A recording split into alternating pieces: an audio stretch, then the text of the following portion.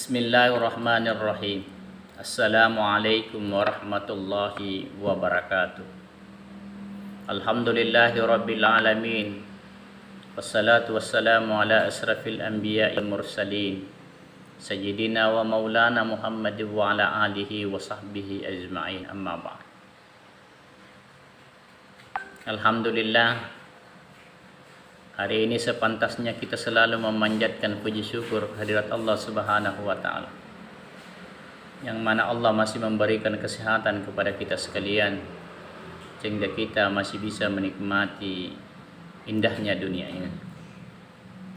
Salawat dan salam kita tak lupa kirimkan, hadiahkan ke hariban junjungan Nabi besar kita Nabiullah Muhammad sallallahu alaihi wasallam.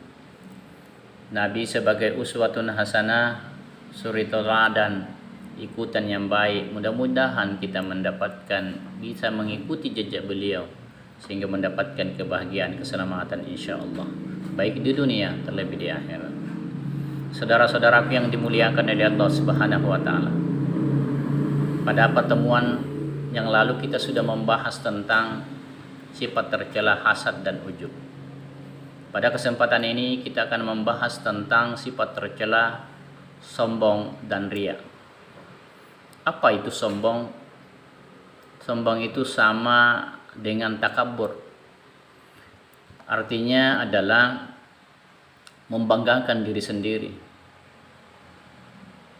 Rasulullah sallallahu alaihi wasallam pernah bersabda, yang hadisnya diriwayatkan oleh Muslim, mengatakan bahwa sombong itu adalah menolak kebenaran dan meremehkan manusia.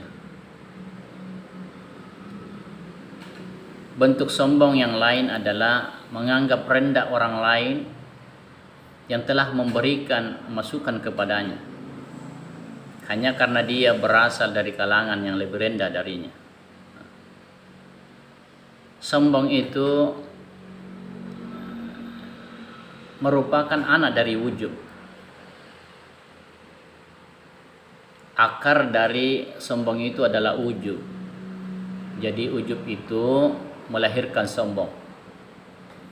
Terdapat perbedaan antara ujub dengan sombong.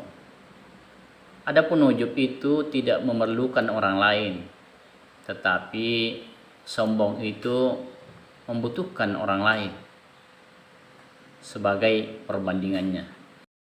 Saudara-saudaraku yang dimuliakan oleh Allah Subhanahu wa taala, Islam sangat melarang dan mencela sikap tercela yang namanya sombong. Sesuai dengan firman Allah Subhanahu wa taala dalam surah Luqman ayat 18 yang mengatakan, Bismillahirrahmanirrahim. Wala tusa'ir haddaka linnas wala tamshi fil ardi maraha innallaha la yuhibbu kulla muhtalin fakhur. Dan janganlah kamu memalingkan mukamu dari manusia karena sombong, dan janganlah kamu berjalan di muka bumi ini dengan angkuh atau sombong. Sesungguhnya Allah tidak menyukai orang-orang yang sombong lagi membanggakan diri. Saudara-saudaraku yang dimuliakan oleh Allah Subhanahu wa taala, perbuatan sombong ini juga adalah perbuatan yang sangat tercela dan sangat dibenci oleh Allah Subhanahu wa taala. Sesuai dengan firman Allah Subhanahu wa taala yang berbunyi, Bismillahirrahmanirrahim. Sa'asrifu an ayatil ladzina yaktakabbaruna fil ardi bighairil haqq. Aku akan palingkan dari tanda-tanda kekuasaanku kepada orang-orang yang menyombongkan diri di muka bumi ini tanpa alasan yang benar dari tanda-tanda kekuasaan. Bahkan Rasulullah sallallahu alaihi wasallam pernah bersabda, La yadkhulul jannata man kana fi qalbihi mithqalun dzarratin min kibrin. Tidak akan masuk surga seorang yang di hatinya terdapat kesombongan sebesar buah zarrah pun. Saudara-saudaraku yang dimuliakan oleh Allah Subhanahu wa taala, apa penyebabnya sehingga orang menjadi sombong? Penyebabnya diantaranya adalah merasa apa yang dia ucapkan itu benar dan menganggap orang lain itu salah. Selanjutnya adalah gila pujian. Jika mengetahui banyak orang yang memujinya, ia girang bukan main dan bertambah keangkuhannya. Jadi ketika ada orang yang memujinya, dia sangat senang dengan pujian itu. Dan dengan pujian itulah dia membanggakan diri dan menyombongkan diri. Selanjutnya adalah sebab-sebabnya merasa banyak ilmu, banyak harta, sehingga dengan hartanya itu, dengan pangkatnya itulah dia sombongkan bahwa saya ini seperti ini dan seperti ini. Saya ini kaya, saya punya pangkat jabatan yang tinggi dengan usaha-usaha yang dia lakukan itu. Tapi anehnya, lebih patangnya lagi ada orang yang tidak punya harta, tidak punya banyak kekayaan, tidak punya pangkat dan jabatan, tetapi menyombongkan diri. Makanya Rasulullah SAW pernah bersabda, orang-orang fakir yang berlaku sombong termasuk orang-orang yang tidak akan diajak bicara oleh Allah Subhanahu wa taala pada hari kiamat. Allah juga tidak akan menyucikan, tidak akan memandang mereka, dan bagi mereka azab yang sangat pedih. Selanjutnya adalah amal dan ibadah. Yang merasa hidupnya selamat sampai di akhirat, sedangkan orang lain dianggap tidak selamat. Kenapa? Amal ibadah yang dia miliki dengan harta, pangkat jabatan, dia rajin menyumbang, dia rajin menolong orang lain, tetapi dengan dasar itu dia sombongkan semua itu, maka itulah dia menganggap bahwa dirinya selamat, orang lain tidak selamat. Selanjutnya adalah sebabnya adalah karena nasab keturunan, garis keturunannya dan kelebihan fisik, menganggap keturunannya baik dari si A, keturunan si B dan sebagainya, dan menganggap dirinya punya kelebihan karena cantik, tampan dan lain sebagainya, sehingga itulah disombongkan ketika ada orang yang mungkin tidak cantik, tidak tampan, dia mengejeknya dan menganggap bahwa dirinya yang lebih dibanding dengan orang itu. Apa dampak negatif dari perbuatan sombong ini? Salah satunya diantaranya adalah menjadi penghalang masuk surga. Karena orang yang sombong itu adalah orang yang sangat dibenci oleh Allah Subhanahu wa taala. Karena tidak memiliki akhlak seorang muslim. Akhlak mukmin itu adalah pintu surga, dan kesombongan itu adalah pintu neraka. Selanjutnya adalah dampak negatifnya mendapatkan hukuman di dunia dengan kesombongannya. Kita melihat banyak yang terjadi dengan kesombongan yang dia lakukan. Bagaimana iblis laknatullah dilemparkan, dikeluarkan dari surganya Allah Subhanahu wa taala karena kesombongannya. Iblis tidak mau sujud kepada Nabi Adam karena menganggap dirinya lebih mulia dibanding dengan Nabi Adam. Padahal itu semua disuruh untuk sujud sebagai tanda penghormatan atas terhadap penciptaan Allah Subhanahu wa taala. Bagaimana Fir'aun raja di raja dengan pangkat dan jabatan yang dia miliki, sampai-sampai mengangkat dirinya sebagai Tuhan, tetapi murkalah Allah Subhanahu wa taala kepada Fir'aun karena kesombongan Fir'aun yang dimiliki, maka ditenggelamkanlah Fir'aun bersama tentaranya di Laut Merah. Qarun, bagaimana kisah Qarun? Qarun adalah orang terkaya, kuncinya saja tidak bisa dihitung, kunci hartanya saja berkarung-karung, betapa banyaknya tidak bisa dihitung. Tapi sombong dengan harta yang dimiliki, dia menganggap bahwa harta adalah segala-galanya. Maka Allah murka terhadap Qarun, maka ditenggelamkanlah Qarun bersama hartanya di tanah ini yang sering kita dengar, harta karun. Saudara sekalian yang dimuliakan oleh Allah Subhanahu wa taala. Dampak negatifnya adalah membuat orang lain membenci perilakunya. Jadi orang sombong itu tidak ada yang suka. Karena kenapa? Perilaku itu adalah memang perilaku yang tidak baik. Sehingga orang lain akan membenci perilaku tersebut. Olehnya itu bagaimana cara menghindari perbuatan sombong? Salah satunya adalah meningkatkan ketakwaan kita, ibadah kita kepada Allah Subhanahu wa taala. Bagaimana beribadah dengan baik dan sebagainya. Dan meningkatkan keimanan dan ketakwaan kita kepada Allah Subhanahu wa taala. Bagaimana caranya? Kita rajin beribadah, melakukan sholat dan lain sebagainya, menolong orang lain dan lain sebagainya. Selanjutnya adalah menyadari dosanya akan menimpa dirinya kalau dia berperilaku sombong, sehingga apa yang dia lakukan itu insya Allah dengan demikian dia tidak akan melakukan kesombongan karena menyadari bahwa perbuatan itu dilarang oleh Allah Subhanahu wa taala. Selanjutnya adalah cara menghindarinya adalah ikhlas dalam melakukan perbuatan.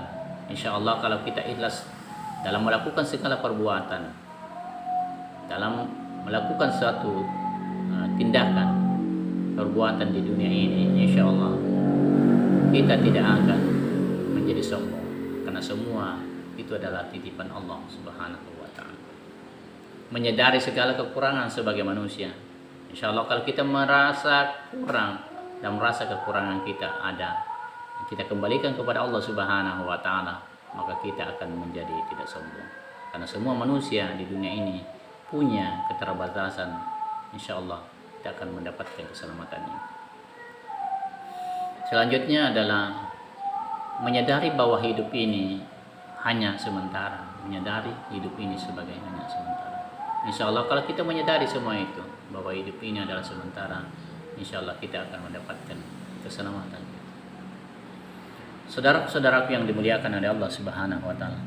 Selanjutnya kita akan membahas tentang riya. Apa itu riya? Riya adalah menurut bahasa, riya adalah artinya menampakkan, yaitu memperlihatkan sesuatu amal kebaikan kepada sesama manusia. Jadi secara istilah riya itu adalah melakukan ibadah untuk mendapatkan pujian dari orang lain, bukan karena Allah semata. Menurut Hujjatul Islam Imam Al-Ghazali mengatakan riya itu adalah mencari kedudukan pada hati manusia dengan memperlihatkan pada mereka hal-hal kebaikan. Jadi ini mau dilihat, mau dipuji orang. Dengan demikian dapat disimpulkan bahwa ternyata riya itu adalah melakukan amal kebaikan bukan karena niat ibadah kepada Allah Subhanahu wa taala, melainkan demi manusia, dengan cara memperlihatkan amal kebaikannya kepada orang lain supaya mendapatkan pujian atau penghargaan. Salah satu sifat yang erat kaitannya dengan riya ini adalah sum'ah, yaitu suka mendengarkan atau menceritakan kebaikannya kepada orang lain.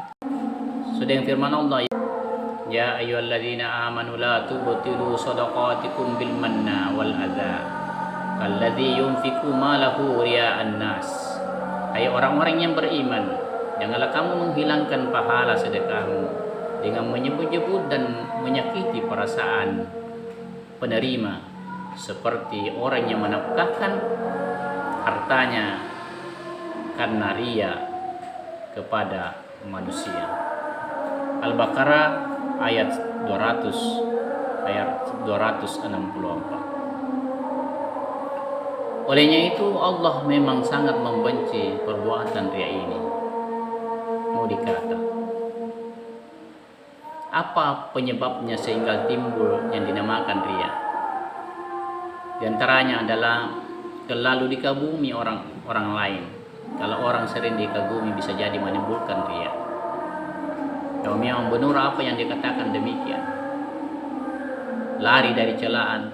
Ada juga orang itu juga bisa menimbulkan riya, karena kita tidak mau kalau dicela orang, sehingga selalu memperlihatkan kebaikan-kebaikan sehingga dipuji oleh orang lain.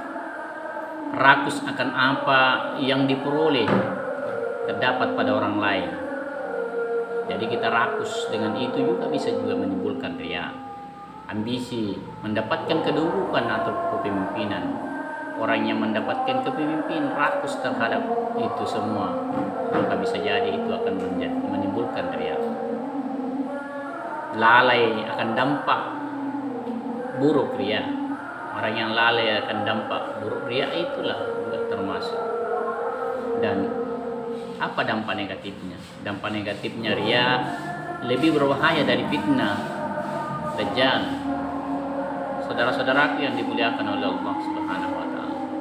Bayangkan orang yang lalai terhadap perbuatan itu lebih berbahaya dari fitnah. Sallallahu alaihi wasallam bersabda, "Al-fitnatu asyaddu minal qatl." Bayangkan, memfitnah orang saja lebih besar daripada membunuh. Apalagi riya lebih berbahaya daripada fitnah itu. Nilai amal saleh hilang. Riya adalah syirik khafi tersembunyi. Mereka tidak mendapat manfaat di dunia dari usaha-usaha mereka dan tidak pula mendapatkan pahala di akhirat. Akan merasa hampa dan kecewa apabila perhatian dan pujiannya diharapkan ternyata tidak didapatkan. Terkena penyakit rohani berupa pujian atau bila hormat, terkena bisa menimbulkan pertengkaran. Bila ia mengungkit-ungkit kebaikan kepada orang lain, lebih sangat merusak lagi daripada serigala penyergap domba, menjadi sebab azab di neraka. Untuk menghindari riya tersebut adalah penyakit riya itu jangan dibiarkan terus-menerus merusak jiwa kita. Kita harus berupaya untuk menghindarinya dengan cara sebagai berikut.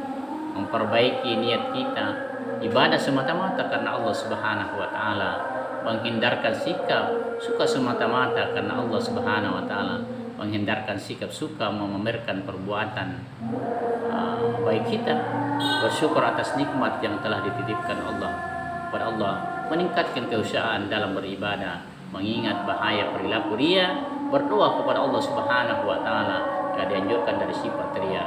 Hidup sederhana, insya Allah kita akan mendapatkan keselamatan.